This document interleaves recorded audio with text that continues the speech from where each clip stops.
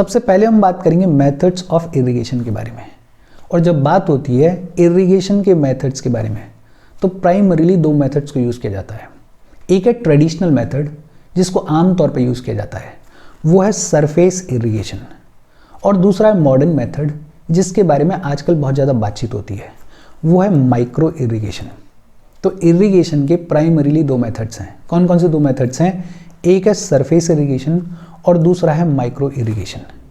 जब बात होती है सरफेस इरिगेशन के बारे में तो सरफेस इरिगेशन के भी दो मेथड्स हैं। कौन कौन से दो मेथड्स हैं? एक है फरो इरिगेशन और दूसरा जो कि ज़्यादा पॉपुलर वो है फ्लड इरिगेशन। सरफेस इरिगेशन के भी दो मेथड्स हैं। कौन कौन से? एक है फ्लड इरिगेशन और दूसरा है फरो इरिगेशन। और ये जो फ्लड इरिगेशन है इसके भी दो मेथड्स हैं। कौन कौन से दो मेथड्स हैं? एक है बेसिन मेथड और दूसरा है बॉर्डर स्ट्रिप मेथड। बहुत सिंपल। जब हम बात करते हैं सरफेस इरिगेशन के बारे में तो सरफेस इरिगेशन के दो मेथड्स हैं। कौन कौन से दो मेथड्स हैं? एक है फ्लड इरिगेशन और दूसरा है फरो इरिगेशन। और जब हम बात करते हैं फ्लड इरिगेशन के बारे में तो इसके भी दो मेथड्स हैं। कौन कौन से दो मेथड्स हैं? एक है बेसिन मेथड और दूसरा है बॉर्डर स्ट्रिप मेथड। और जो मॉडर्न मेथड है इरिगेशन का वो कौन सा है? Micro irrigation. और माइक्रो इरिगेशन में कई सारे नाम आपने सुने होंगे, जैसे एक है स्प्रिंकलर, एक है ड्रिप, एक है सब सरफेस मेथड, एक है सेंटर पिवोट मेथड। इन सभी मेथड्स के बारे में, इन सभी सिस्टम्स के बारे में एक एक करके अपन पढ़ लेते हैं। सबसे पहले हम बात करेंगे सरफेस इरिगेशन के बारे में। और ये जो सरफेस इरिगेशन है इसमें पानी को डिस्ट्रीब्यूट किया जाता है by using the gravity flow. Gravity flow को यूज करके पानी को डिस्ट्रीब्यूट किया जाता है। सरफेस इरिगेशन में ना कोई पंप यूज की जा रही, ना कोई पावर यूज की जा रही, ग्रेविटी के फ्लो को यूज किया जा रहा है। कैसे? मान लेते हैं ये आपकी फ्लैट लैंड है और यहाँ पे आपका फील्ड है। इस फील्ड को आपको इरिगेट करना है तो सरफेस इरिगेशन मेथड में आप क्या करोगे? आप एक चैनल बनाओगे, पानी के लिए एक रास्ता बनाओगे, लेकिन ये जो चैनल आप बनाओगे इसमें हल्का सा स्लोप दे दोगे। इस स्लोप की वजह से पानी ऑटोमेटिकली बह के चला जाएगा। बेसिकली आपने कोई पंप, आपने कोई पावर यूज नहीं की है, आपने ग्रेविटी के फ्लो को यूज किया है इस सरफेस इरिगेशन के तहत अपने फील्ड को इरिगेट करने के लिए।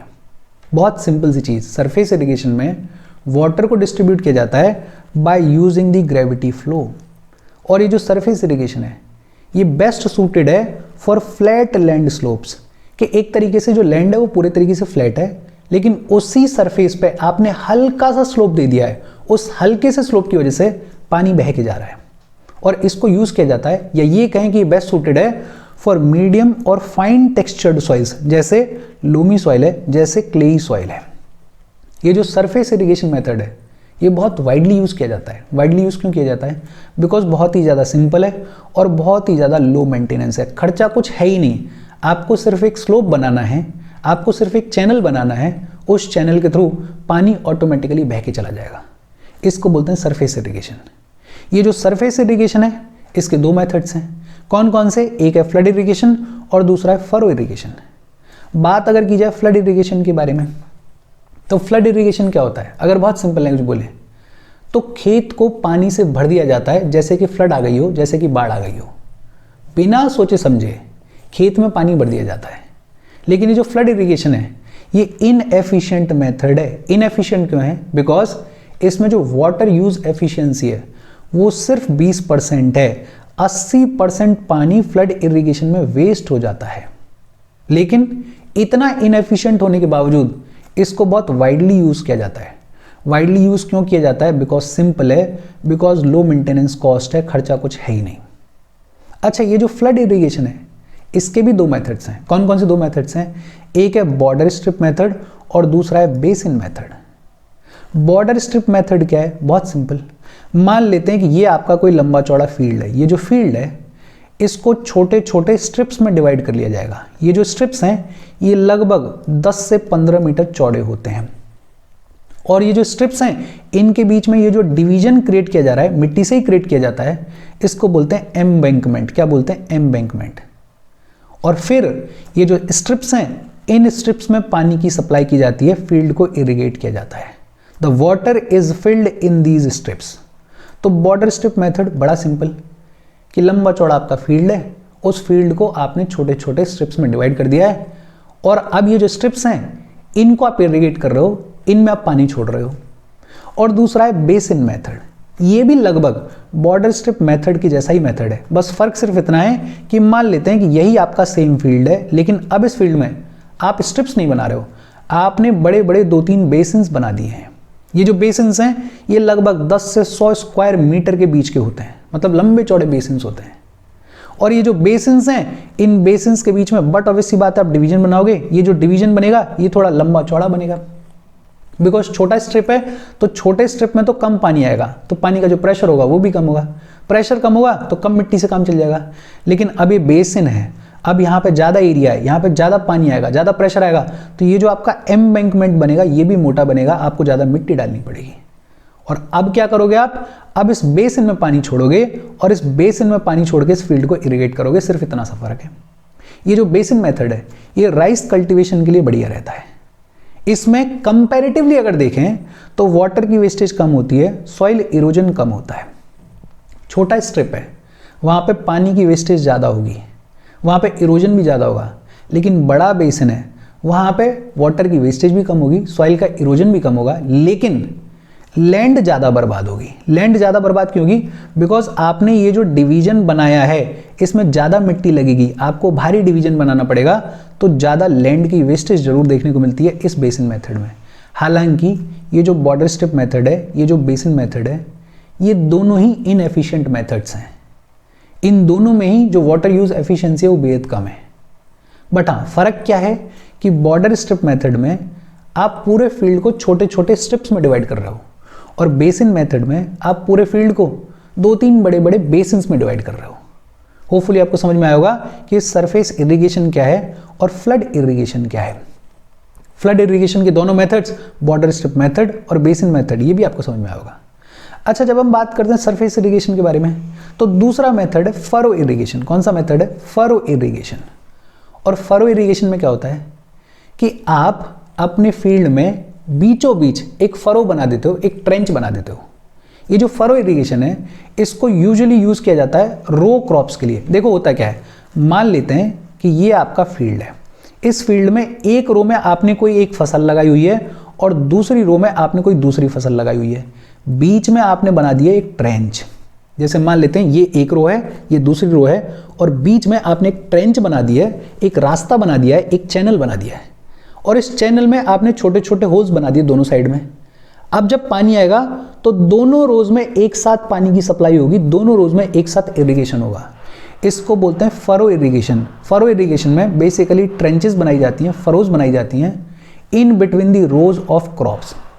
और ये जो फरो इरिगेशन मेथड है ये डेवलपिंग इकोनॉमीज में ज़्यादा देखने को मिलता है, ऐसे डेवलपिंग इकोनॉमीज में जहाँ पे मैकेनाइजेशन की कमी होती है, जहाँ पे मशीन्स की कमी होती है।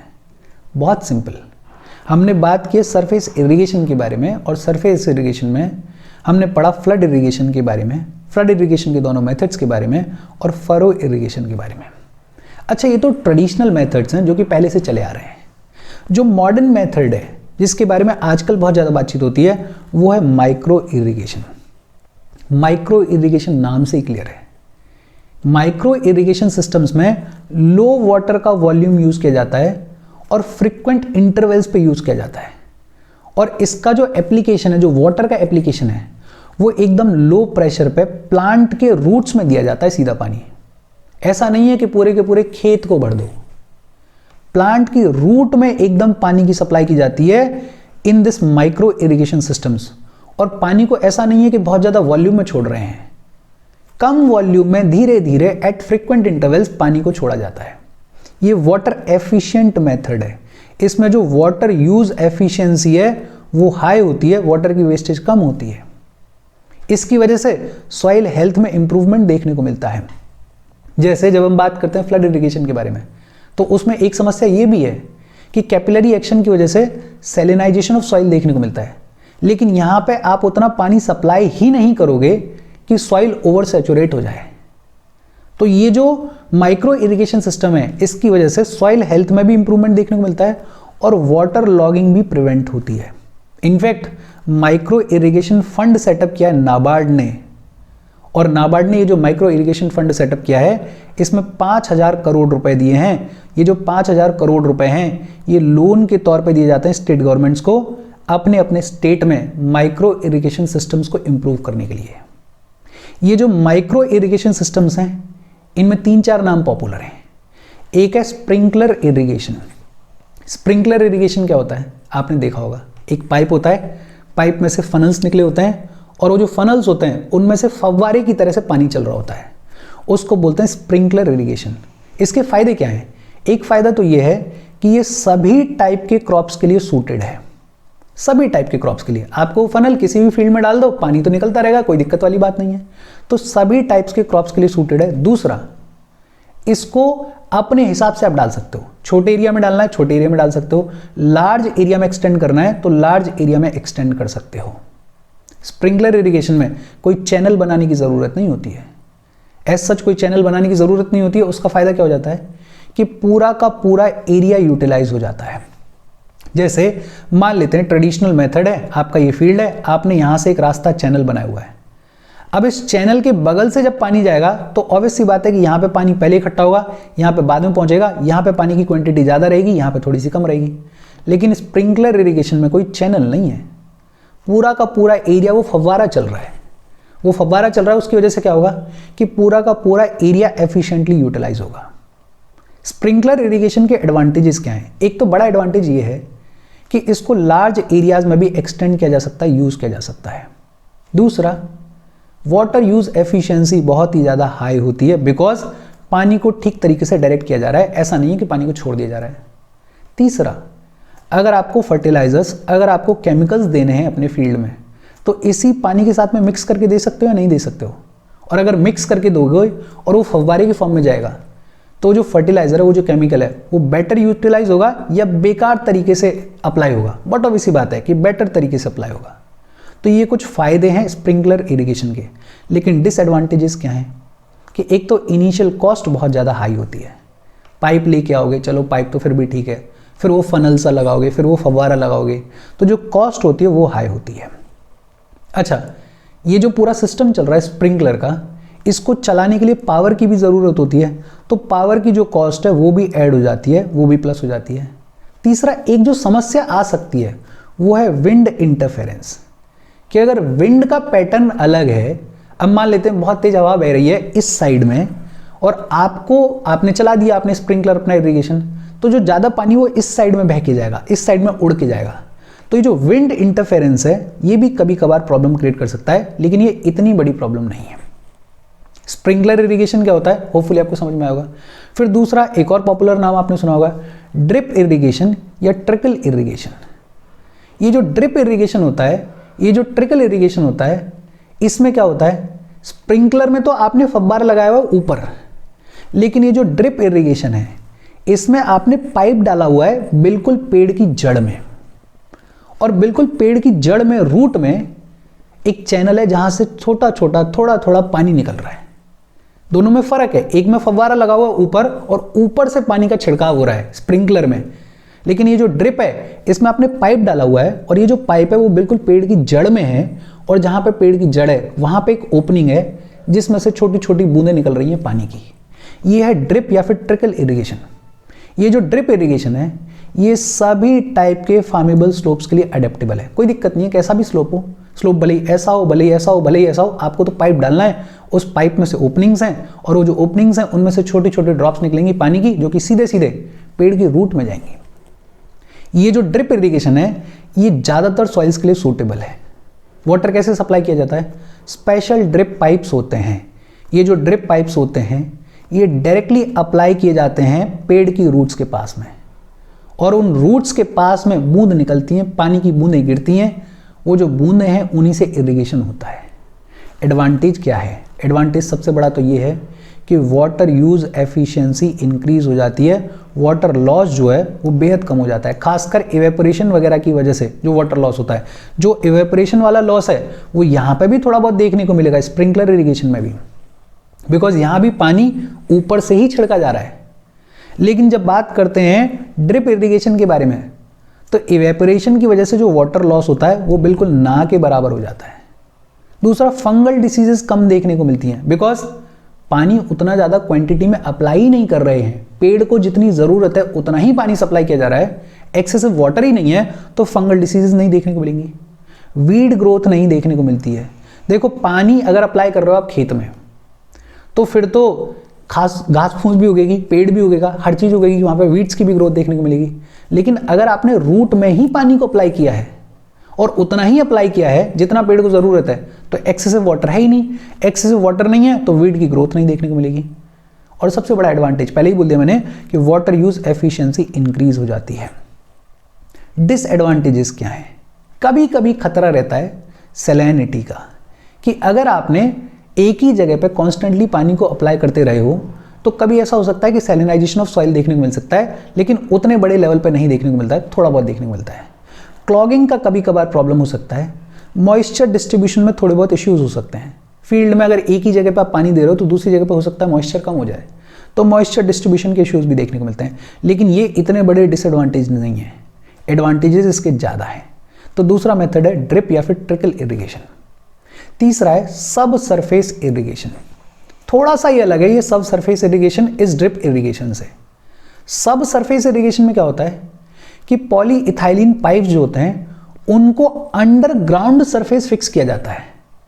ड्रिप में तो क्या कर रहे हैं कि ग्राउंड के ऊपर ही पाइप को डाल रहे हैं और वो जो ओपनिंग्स हैं उनमें से ड्रॉप्स निकल रही हैं। लेकिन सब सरफेस इरिगेशन में जो पाइप्स हैं उनको ग्राउंड सरफेस के अंडर, उनको ग्राउंड सरफेस के अंदर डाला जा रहा है। क्यों डाला जा रहा है? ताकि रन ऑफ ना हो। और फिर वही सिस्टम कि पानी को सीधे सीधे रूट जोन में अप्लाई किया जाता है। ये जो मेथड है, ये मेथड यूज किया जाता है विंडी और एरिड लोकेशंस में। बिकॉज विंडी लोकेशंस जहां पे बहुत तेज हवा चलती हो या एरिड लोकेशंस, वहां पे अगर सरफेस के ऊपर पाइप डाल दोगे तो पानी का एप्लीकेशन बहुत ज़्यादा नहीं रहेगा, इवेपोरेशन ज़्यादा देखने को मिलेगा। तो विंडी और एरिड लोकेशंस में सब सरफेस इरिगेशन को यूज़ किया जाता है। लेकिन आपको सरफेस के अंदर पाइप का नेटवर्क बिछाना है, तो बट ऑब्वियसली बात है कि जो सब सरफेस इरिगेशन है ये कॉस्टली होता है। इसमें एक्सपर्ट्स की ज़रूरत पड़ती है डिज़ाइन और मेंटेनेंस के लिए। तो अपने आप में थोड़ा कॉस्टली मेथड है, बट हाँ एफिशिएंट मेथड जरूर है। चौथा है centre pivot irrigation. Centre pivot irrigation system आपने देखा होगा। इसमें क्या होता है, ये थोड़ा थोड़ा मिलता है स्प्रिंकलर इरिगेशन से। होता क्या है, इसमें एक मेन पाइप होता है, उस मेन पाइप के ऊपर एक फनल होता है और वो जो फनल है वो चारों तरफ घूमता है। वो जो फनल है वो चारों तरफ घूमता है और चारों तरफ घूम घूम के फील्ड को इरिगेट करता है। देखो स्प्रिंकलर में क्या हो रहा है, उस फनल में से सेम टाइम पे चारों तरफ के लिए पानी स्प्रिंकलर हो रहा है, पानी की छींटें जा रही हैं। लेकिन ये जो सेंटर पिवोट इरिगेशन है, इसमें एक मेन पाइप है और एक फनल निकला हुआ है, और ये जो फनल है, ये जो आउटलेट है, ये आउटलेट चारों तरफ घूमता है और चारों तरफ घूम घूम के पानी देता है। इसको बोलते हैं सेंटर पिवोट सिस्टम या इरिगेशन। ये सेल्फ प्रोपेल्ड सिस्टम है। इसमें एक सिंगल पाइपलाइन होती है और ये जो सिंगल पाइपलाइन है इसके ऊपर मोबाइल टावर्स की एक रो बना दी जाती है। ये जो टावर्स होते हैं ये ग्राउंड से लगभग 2 से 4 मीटर ऊंचे होते हैं और ये जो टावर होता है, ये टावर बहुत धीमे धीमे घूमता रहता है और धीमे धीमे घूम के एक लंबे चौड़े सर्कुलर एरिया को इरिगेट करता है। एडवांटेज क्या है इसका कि पानी जो होता है वो यूनिफॉर्मली अप्लाई होता है। भाई चारों तरफ सेम स्पीड से घूम रहा है तो चारों तरफ पानी का जो एप्लीकेशन है वो बराबर का होगा। दूसरा, एनर्जी कंजर्वेशन देखने को मिलती है बिकॉज वेस्टेज ना के बराबर है। डिसएडवांटेज क्या है? डिसएडवांटेज ये है कि अगर आपका फील्ड सर्कुलर नहीं है, अगर आपका फील्ड रेक्टेंगुलर है या फिर स्क्वायर शेप का है, तो वहां पे ये सेंटर पिवोट इरिगेशन सिस्टम नहीं चल सकता है। ये इसका एक डिसएडवांटेज है। होपफुली आपको समझ में आया होगा। देखो मेथड्स ऐसे हैं कि आपने ऑलरेडी पढ़े हुए हैं, आपको ऑलरेडी पता है। अगर आपके दिमाग में इनकी एक इमेज है, एक पिक्चर है, तो ये सारी चीज़ें एडवांटेजेस डिसएडवांटेजेस आप खुद से लिख सकते हो। इसमें कोई रॉकेट साइंस नहीं है। हम आगे बढ़ें उससे पहले वीडियो पर लाइक के बटन को दबा दो। लाइक दबाना ज़रूरी है बिकॉज यूट्यूब ऐसे ही फंक्शन करता है। जब आप वीडियो पर लाइक के बटन को दबाते हो तो यूट्यूब वीडियो को कंसिडर करता है और थोड़ा सा पुश कर देता है। तो लाइक का बटन दबा दो, शेयर कर दो अपने सोशल मीडिया हैंडल्स पे, व्हाट्सएप वगैरह पे अपने फ्रेंड्स को, जो भी लोग इसमें इंटरेस्टेड हैं, इससे रिलेटेड पढ़ाई कर रहे हैं, उनको शेयर कर दो। होपफुली ये तो आपने कर ही दिया होगा बिकॉज इसमें आपका कुछ जाता नहीं है। और चैनल की ग्रोथ के लिए ये दोनों चीज़ें बेहद इंपॉर्टेंट हैं। अगर चैनल को सब्सक्राइब नहीं किया है तो चैनल को सब्सक्राइब भी कर लो। और अगर आप केपेबल हो, हेल्प करना चाहते हो, तो आप हमें हेल्प कर सकते हो by clicking on the join button. या फिर आप कंट्रीब्यूट कर सकते हो QR कोड को स्कैन करके। अच्छा, मैंने बताया था कि मेरे घर के पास में शादी है, तो हो सकता है थोड़ी बहुत आवाज़ आपको आ रही हो, बट वो मैनेज कर लेना, बिकॉज शादियाँ तो होंगी, अब वो मैनेज करना पड़ेगा। अच्छा, फिर इसके बाद बात आती है strength of micro irrigation. Micro irrigation system की स्ट्रेंथ्स क्या है? देखो, एक तो सबसे बड़ी स्ट्रेंथ क्या है कि हाई वाटर यूज एफिशिएंसी है, वाटर की वेस्टेज ना के बराबर है, तो ये सबसे बड़ी स्ट्रेंथ है। दूसरा, आपको फर्टिलाइजर सप्लाई करने हैं, आपको कोई केमिकल अप्लाई करना है, आप बहुत इजीली पानी में मिक्स करके फर्टिलाइज़र को भेज सकते हो, अप्लाई कर सकते हो। वो जो फर्टिलाइज़र है वो बेहतर तरीके से एडमिनिस्टर होगा। एनर्जी सेविंग है, कॉस्ट सेविंग है। समझो बात को कि आप हर एक ड्रॉप को यूज़ कर रहे हो, वाटर की वेस्टेज कम हो रही है। आप हर एक ड्रॉप को यूज़ कर रहे हो, आपकी प्रोडक्टिविटी इंप्रूव हो रही है। आप हर एक ड्रॉप को यूज़ कर रहे हो तो आपका जो ओवरऑल एग्रीकल्चर का प्रोडक्शन है, सॉइल की हेल्थ है, वो इंप्रूव हो रही है। तो एनर्जी सेविंग है, कॉस्ट सेविंग है। क्रॉप की प्रोडक्टिविटी इंक्रीज होती है, प्रोड्यूस की क्वालिटी बढ़िया होती है, और ऐसी जगह जहाँ पे पानी की कमी है, जहाँ पे वेस्टलैंड है, वहाँ पे इसको बहुत अच्छे से यूज़ किया जा सकता है, बिकॉज कम पानी में ज़्यादा से ज़्यादा आउटपुट आपको मिल रहा है। और यही स्ट्रेंथ्स हैं माइक्रो इरिगेशन सिस्टम की। चैलेंजेस क्या हैं? चैलेंजेस बहुत ज़्यादा नहीं है। एक तो हमें एफिशिएंसी को इम्प्रूव करने की ज़रूरत है। अभी हम उतना यूज़ ही नहीं कर रहे हैं, अभी सिर्फ बातचीत ज़्यादा होती है माइक्रो इरिगेशन सिस्टम्स के बारे में, यूजेस उसका उतना ज़्यादा है नहीं। अभी भी हम ट्रेडिशनल सिस्टम, अभी भी हम फ्लड इरिगेशन वाले सिस्टम से ही काम करते हैं ज़्यादातर। तो एक तो एफिशिएंसी को इंक्रीज़ करने की ज़रूरत है, और दूसरा, जब बात कर रहे हैं माइक्रो इरिगेशन सिस्टम्स के बारे में, जब बात कर रहे हैं वाटर को कंजर्व करने के बारे में, तो इसके साथ में वाटर हार्वेस्टिंग स्टोरेज स्ट्रक्चर्स को भी इंक्लूड कर लो, इसके साथ में इफॉरेस्टेशन वगैरह को भी इंक्लूड कर लो, ताकि और भी चीज़ों में बेनिफिट मिल जाए। तो ये बेसिक से चैलेंजेस हैं। चैलेंजेस कोई बहुत बड़े नहीं है, लेकिन हाँ, स्ट्रेंथ्स तगड़ी वाली हैं, तो इसको हमें अपने सिस्टम में लाने की ज़रूरत है। फिर इसके बाद बात आती है इरिगेशन प्रोजेक्ट्स इन इंडिया के बारे में। इंडिया में इरिगेशन प्रोजेक्ट्स 3 तरीके के हैं प्राइमरीली।